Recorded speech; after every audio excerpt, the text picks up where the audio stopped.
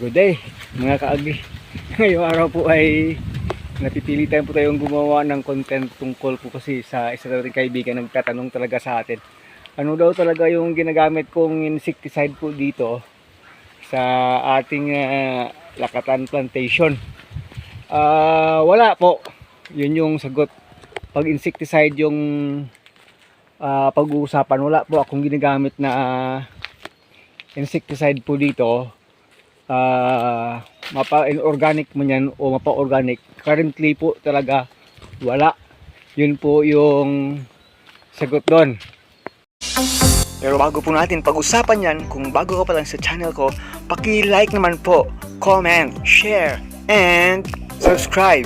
At huwag kalimutang i-hit ang ating button bell para ma-notify po kayo sa ating mga bagong upload. So, kaya siguro mamamangha po kayo, talagang ma-amaze po kayo bakit ba wala tayong ginagamit na insecticide po dito sa ating lakatan. Yung palagi kong sinasabi sa inyo, wood vinegar, hindi na rin po kasi yun insecticide. Antiviral, yes. Anti-fungal, yes. Antibacterial, yes. Pero anti-insects, hindi po. Siya ay insect repellent lang. Yun yung masasabi natin. Yung wood vinegar po ay insect repellent. Hindi po siya pumapatay ng insekto. On the other hand, tinataboy niya yung insekto. Hindi niya pinapatay. Tinataboy niya lang po palabas dito sa ating plantation pag nakapag-spray po tayo dito. Kung paano natin nakokontrol dito yan, yung mga insekto, gaya po ng mga worms, ayun ha, worms ha. Sabihin ko na lang sa inyo mga sikreto natin kung paano natin tawag yan, kinokontrol. Kasi po yung saging po na lakatan kasi at the age of 1 month up to 2 months and a half hanggang 3 months, yun po, sabihin natin hanggang 3 months.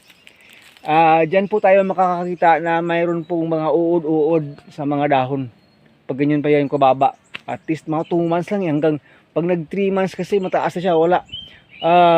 Hanggang 2 months old, 2 months and a half, yun, may makikita po tayong mga worms, parang tingin natin parang army worms na minsan yan.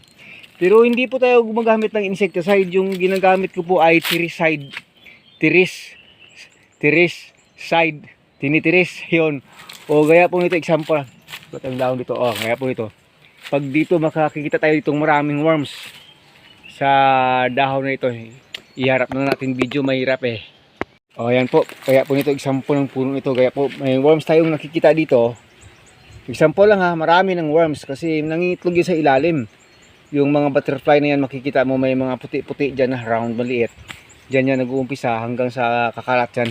Yung ginagawa natin, pag kaya pa natin tirisin yan lahat, tinitiris lang ng kamay natin, yun lang po.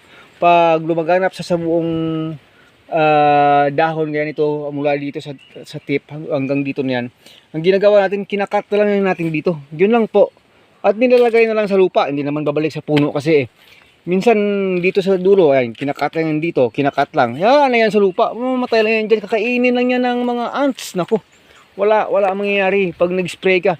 Kahit minsan libutin ko ito, nakakita tayo ng mga at least 10 hanggang 15 kapuno na may gano'n. Yun lang yung ginagawa. Tirisin, pag hindi kinakat yung dahon, yun lang. Pagkatapos na doon, wala na. Maybe after 2 days, 3 days, may lalabas na naman gano'n. Yun lang, balik-balik. Talagang gano'n lang yung ginagawa. Tiris. At saka kunin, lagay sa lupa pag malapad na.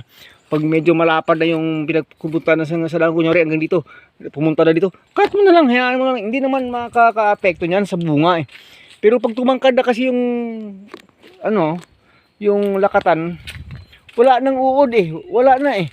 Yung makikita na naman natin pag 4 months and above, may leaf folder. Wala na tayong makikita dito sana may makita ba akong leaf folder. Ayan, dito to. Ito leaf folder po. Ito yun yan. Ito po ay leaf folder, banana leaf folder. Palagay ko may laman pa yun. Ano yung ginagawa dyan? Hindi rin tayo nag-i-spray yung ginagawa natin. Tiris pa rin. Kasi nga, hindi naman masyadong marami yan. Kunwari ito, marami dito, may leaf folder. May dito na naman. Wala, kinakatan yan, nilalagay sa lupa. Yun lang, kasimple. Ba't ako mag-i-spray ng chemicals, ano ako, yun lang naman problema. Pag ganito isa lang, kunwari may laman to, simple lang yan, oh. Itong gawin, oh. Pakita ko sa inyo. Itong gawin mo, oh. Oh, ayan, ayan. Wala nang laman. Wala, oh. Wala na. Wala nang laman, oh. Patay na yan. Wala nang laman, nahulog na. Siguro minsan ko na natiris yan. Yun lang yung gagawin. Ba't ka mag-i-spray? Nag-iisa lang naman yun. Nagsasayang ka ng panahon mo. Nagsasayang ka ng effort. Nagsasayang ka ng pera. Pag magsasayang ka ng insecticide mo, ba't pa ka mag-i-spray? Mag-spray ka na lang. Huwag mag-spray. Yun yung mga ka-agree. Kaya hindi ako gumagamit ng insecticide. Kung gagamit man ako, dati ko iniisip kasi gagawa sana ako ng Oriental Herb Nutrients pa. Yun po yung ginagamit natin dati sa mga tawag doon na sa mga organic natin na mga insecticide kasi tinuro po namin sa amin yan, OHN, Oriental Herb Nutrients. Gawa po yun kasi sa garlic at saka sa onion. Kaso lang mahal. Ngayon napakamahal yung per kilo yun. Mix mo pa yun sa sa parang yata, yung sa iba lambanog, yung sa iba parang white wine. Parang ganoon, or brandy. Doon mo pa yun i-ferment. Malakas po yun, patay yung insekto pag nag-spray, kaso lang mahal.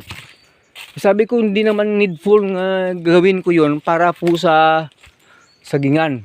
Pero ginagamit namin dati yun para sa mga vegetables, sa mga leafy vegetables na rin po.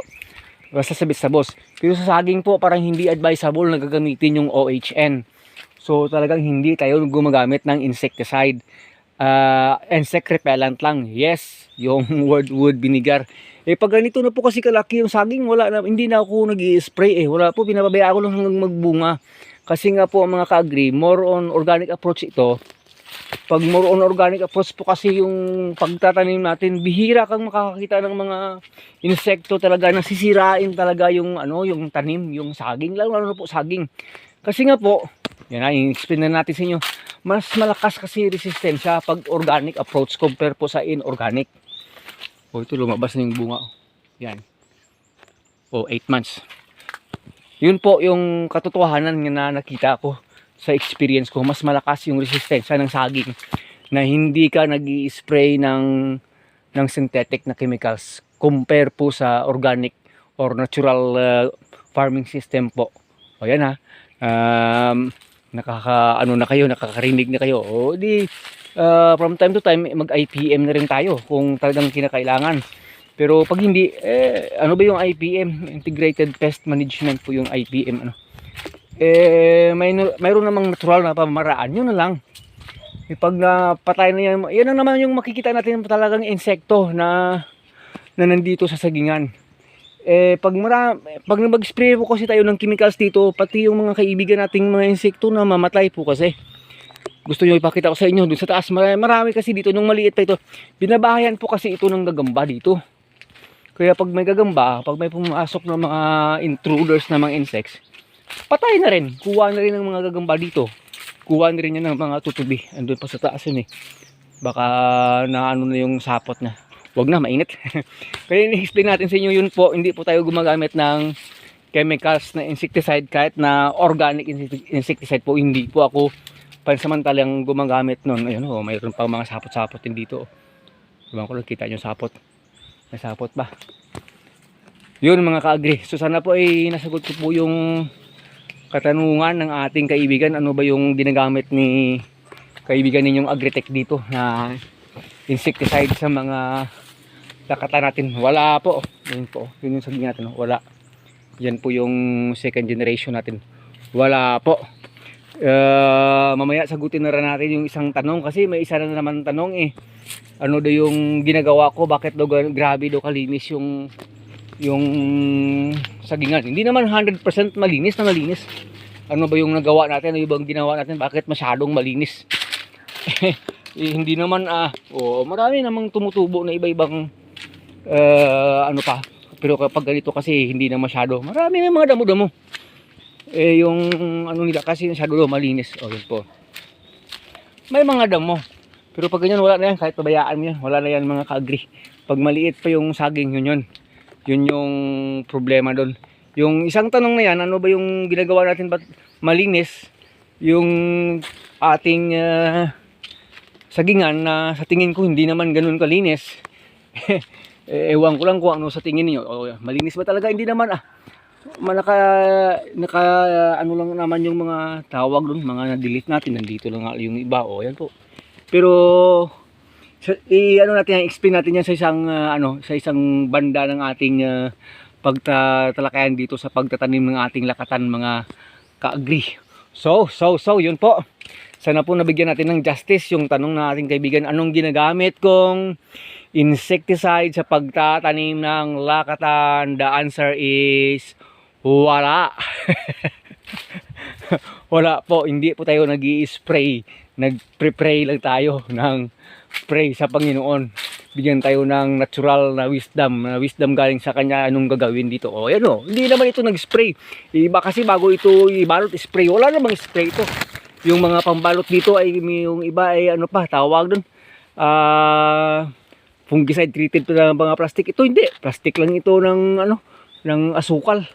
Yung iba bago ito maging hindi ini-inject pa sa puso ng saging kung ano na chemicals. Wala po dito, wala. Zero po yan sa ganyan. Hindi po yan dito pwede sa aking taniman na lakatan. Mag-aaway po tayo. Sige po. Maraming salamat po. This is once again your friend Agritechnics TV. Maraming salamat. Yun, sana po nakapagbigay po tayo linaw doon sa tanong ng ating kaibigan, ano yung ginagamit nating insecticide sa pagtatanim ng lakatan. Once again, wala. Doon yung sagot. Hanggang dito na lang. God bless you.